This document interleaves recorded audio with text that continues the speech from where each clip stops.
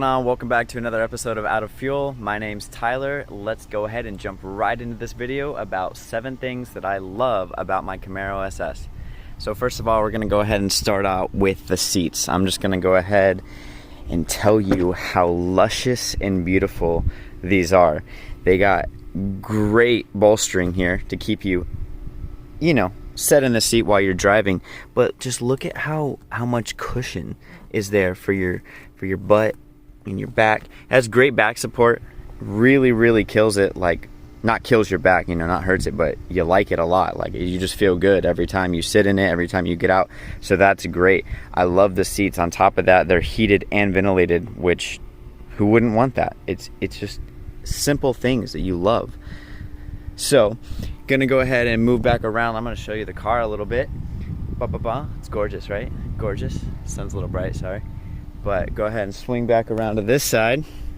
And second thing that I love, well, it's kind of combined with the first one because I said the front seats, but now it's the back seats. And that might be a weird thing to love about a sports car, but in general, people complain, right, about the back seats in a sports car, but I'd rather have them.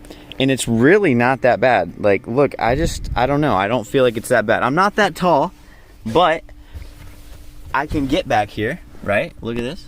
Get back here.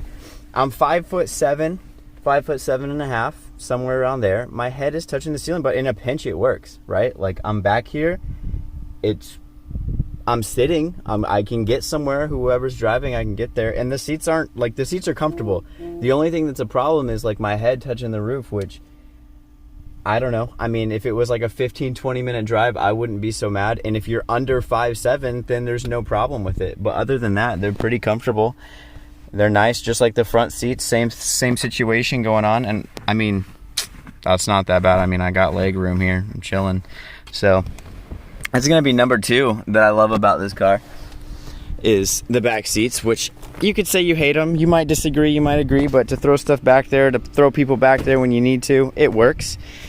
So number 3, the thing that I love about this car is actually very odd. It's the gas tank hole area. So when you pop this open, there's nothing to twist off. It's just, you just look at this. You just put it right in there and it's just rock on. You know what I mean? Like, I've never had a car that didn't have a twisty thing that dangled on the side and it like hit the paint over here, and it's just like, you never realize how annoying that is until you have a car that doesn't, and then you can just put it, put it right in the hole. Simple as that. But that's really the case because you don't have to untwist anything, and it makes it that much easier at the gas station to actually fuel up. It's not a pain to untwist it. But yeah, that's definitely number 3. And I'm gonna go ahead and say number 4 about this car. And we're gonna, go back around to this side. It's the cup holders. For whatever reason, I get annoyed with cup holders in cars being in stupid places, but this isn't even in a stupid place because it's away from the shifter, which is up here, and so when you're in the car, neutral, drive, whatever, it doesn't interfere with your cup holders. And look, this is a big water cup and it fits in both of them, but you do have 2 different sizes. You got big one, small one in the back, but it's definitely nice and I really like them. I never thought that cup holders would care to me, but they do. It matters. So that's definitely number 4. Number 5, I forgot what I'm on, but we out here doing our thing. Number 5 or number 6 is gonna be actually the heads-up display. So I'm gonna go ahead and turn this car on. Oh, it's beautiful. Sounds beautiful. So where's it at? Is it gonna pop up? There it is. So that little beauty right there, it just makes your life so easy because you can just see how fast you're going. You don't have to look down at your dash. You don't have to look down or over at the speedometer. There it is. And you can change it too. You can change it to, let's see here. Change it to all sorts of different things. It tells you which direction you can go on Bluetooth, all that, so that's cool. Yo, and number 6 is gonna be just kind of the obvious, just the sheer power and performance that you get out of this car for the money, especially if you buy a used one. Even if you buy a brand new 2020 Camaro 2SS, 1SS, whatever, the price that you are paying for this car, for the performance aspect of it, I mean, it's insane. I mean, you're now competing with people who have really expensive high-end sports cars. This car goes 0 to 60 if you push it in the right, you know, area, the right road. I mean, this is best case scenario, but 0 to 60 in 3.9 seconds. The average that I was able to get was like 4.3.